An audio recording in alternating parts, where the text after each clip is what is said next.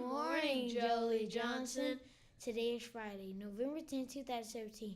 I'm your anchor, Jaqueline. And I'm your anchor, Sebastian. Please stand and join us for the pledges and a moment of silence. I pledge allegiance to the flag of the United States of America and to the republic for which it stands, one nation, under God, indivisible, with liberty and justice for all. And now for the Texas Pledge. Honor the Texas flag. I pledge allegiance to the flag, Texas, one state under God, one and indivisible. And now for the moment of silence.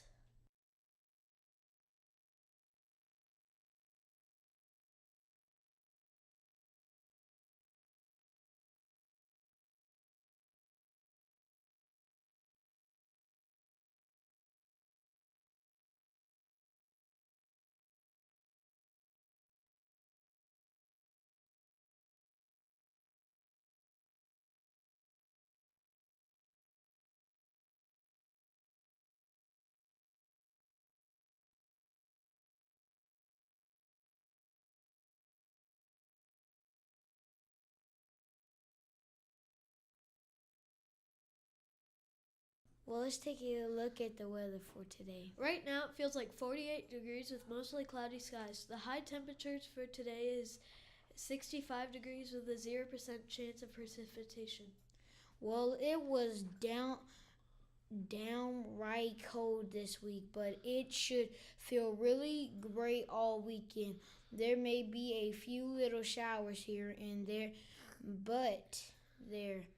but nothing substantially. I saw it's even getting up into the 80s next week. So it's technically fall, but it won't really feel like it next week. Maybe the week after that for Thanksgiving. Sebastian, have you seen the white table set up by the window in the library? Yes, it has the Book American's white table on it. Have you read it? No. What is it about? Here, let's take a look at the video about it. It was just a little white table, but it brought tears of pride to my Uncle John's eyes. The Veterans Day he came for dinner and stood by it, set for one person, even though nobody would be eating at it. It was just a little white table, but earlier that day, Mama had told Gretchen, Samantha, and me the little table we were setting for Veterans Day was just like the ones that have stood across America in the dining halls of the Army, Navy, Marine Corps, and Air Force since the Vietnam War ended. The tables honor the men and women who serve in America's armed forces, especially those missing in action, our MIAs, and those held prisoners of war, our POWs.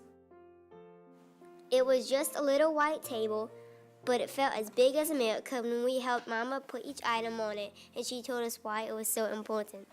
We used a small table, Gillis explained first, to show one soldier's lonely battle against many. We cover it with a white cloth to honor a soldier's pure heart when he answers his country's call to duty. We place a lemon slice and grains of salt on a plate to show a captive soldier's bitter fate and the tears of families waiting for loved ones to return, she continued. We push an empty chair to the table for the missing soldiers who are not here. We lay a black napkin for the sorrow of captivity and turn over a glass for the meal that won't be eaten, she said. We place a white candle for peace, and finally, a red rose in a vase tied with a red ribbon for the hope that all our missing will return someday. Mama finished speaking just as the sunlight spilled on the table and filled the overturned glass. It was just a little white table, but it suddenly made me want to burst with a feeling I couldn't explain when Mama told us how much our setting the white table would mean to Uncle John that night. Then she told us something we didn't know. Our Uncle John, who gave us big bear hugs and spun us with airplane chores and called me his Katie girl, was a POW in Vietnam before we were born. It was just a little white table, but it gave us the courage to ask Mama what happened to Uncle John in Vietnam. She quietly told us his story. When Uncle John served in Vietnam, he was sent on a rescue mission, and his helicopter was shot down behind enemy lines, she began. And he and his 3 crew members were taken prisoner. One crew member named Mike had serious wounds from the crash, but Uncle John and the other men tried to help Mike get better and persuaded a guard to bring Mike medicine. Then one day when a guard looked away, Uncle John and the others had a chance to escape, but Mike was still too sick to go. So Uncle John stayed behind because he wouldn't leave a fellow soldier alone so far from home. But how did Uncle John get free? We asked Mama. Sometime later, Uncle John had a chance to escape again. And somehow he was able to take Mike with him, carrying him on his back and collecting just enough rainwater and big leaves to keep them alive until Uncle John found an American infantry unit to help them. Even though Uncle John did everything he could to bring Mike home alive, Mike's wounds were just too serious and he died before the rescue helicopter landed. I know that Mike was only 20 years old and he dreamed of playing football, but he loved America enough to give his life for his country when duty called. And I know how much Uncle John loves America too, but he learned when helping Mike that a soldier risks his life for a fellow soldier because the best of your country lives in every man and woman who would lay down their life for you too. It was just a little white table, but it needed words of gratitude like Mama's Thanksgiving meal. So before Uncle John arrived for dinner, Gretchen and Samantha and I decided to put 3 gifts of our own on the table to honor our veterans. Gretchen colored pictures of all the objects on the table, and Samantha wrote out the words of My Country 'Tis of Thee as a tribute and song. But I didn't know what I, a 10-year-old girl, could ever put on the table that was as important as each veteran's gift of freedom to me. It was just a little white table, but I looked at it all dinner long, and in the quiet inside me, I could almost hear the silent soldiers of the empty chair saying, "Remember us, please. We are real people like your Uncle John and Mike, who left families and friends, homes and dreams of our own to protect your birthright of liberty from disappearing as easily as sunlight from a glass." It was just a little white table, but it took my words away when I hugged Uncle John goodnight and wanted to thank him for serving our country so bravely. So I just hugged him even harder and told him I loved him. Uncle John hugged me back even harder than I had hugged him.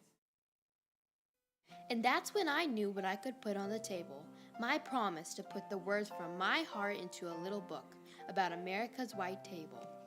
And in the book, I'd used Gretchen's pictures and Samantha's song and Mama's story about Uncle John and his friend Mike, because I hoped that everyone who read it would set a white table on Veterans Day too, so the brave Americans the little table honors would never feel forgotten by the country they love so much. Then in the salt on the little white table, I traced in the grains of their families' tears what each man and woman who serves America is to me, a hero. And that's when I saw the tears of pride fill my Uncle John's eyes. Wow.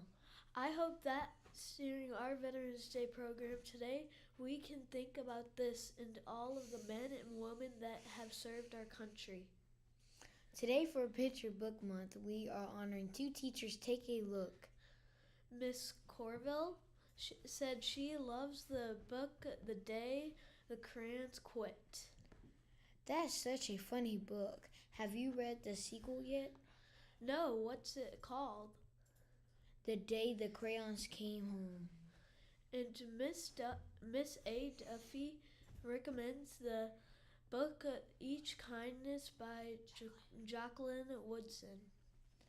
That seems like a must read. I've been hearing a lot about it, kindness lately, with the book Wonder. Yes, and did you know that Monday is our World Kindness Day? No, I didn't know that, but I'm glad you told me. Now I can spend the weekend thinking about how I can spread kindness here at our school. Did you have fun at the health night last night? Of course, I learned so much about being healthy. Thank you, Kinder. Now for our lunch choices. Choice 1, cheese pizza. Choice 2, breaded fish sandwich melt. Choice 3, ham and cheese sub sandwich. Choice 4, Italian Greek salad with flatbread.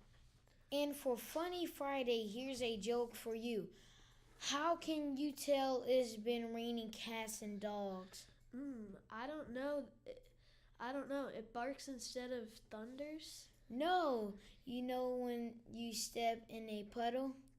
Ha ha ha ha ha ha. That's pretty funny. Well, let's get to our clusters and let's celebrate our veterans. Let's all make it a great day.